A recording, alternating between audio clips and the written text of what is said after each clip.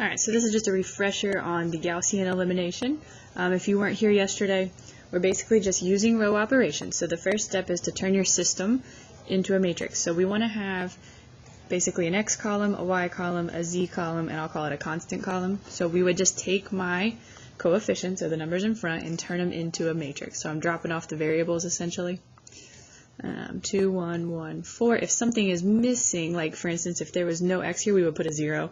So make sure that you do have placeholders. There's my matrix.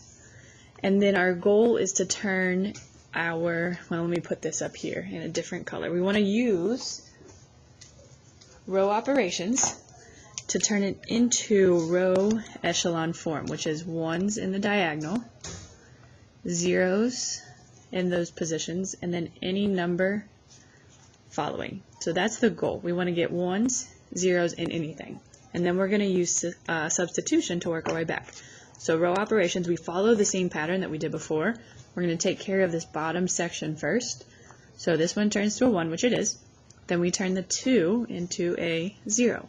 So using the same process, we're going to do -2 row 1 plus row 2. So 1 and 3 stay the same. Let's start writing it a little bit smaller. And then row 2 changes. So that's a 0. That becomes 4 plus 1 is 5. -6 plus 1 is -5. -14 plus 4 is -10.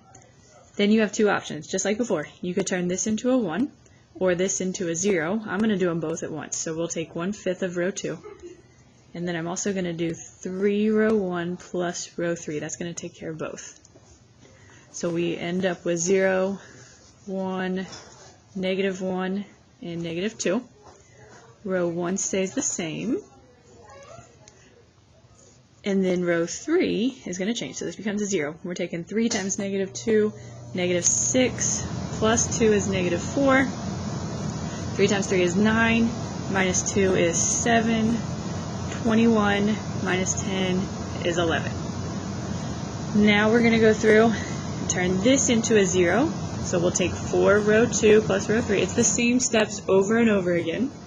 So 1, -2, 3, 7. I'm just doing this pretty quickly. -1, -2. And then 4 row 2, that's going to keep that as a 0, a 0. -4 plus 7 is 3. -8 plus 11 is 3. Alright, so technically we're not to this final one yet, but you can stop here because if you go back to the beginning, remember we had our columns? We can start from the very bottom. This row is saying 0x plus 0y plus 3z is equal to 3. If we take this from matrix into a system form, that's what this bottom row represents. I don't need those zeros. So this right here tells me z is 1. Then you work your way, it's called back substitution. We're going to do the next row to find y because we have 0x, 1y, minus z, but z is 1, and that's equal to -2. So y is going to be equal to -1. And then we're going to go all the way back to the first row to get x. And that's going to tell me x minus 2y, which is -1, plus 3 is equal to 7. So x is equal to 2. Now it seems like a lengthy process, but really, if you think about the alternative, doing double substitution, double elimination on this system, this really is no longer, and it's using the same process, the row operations.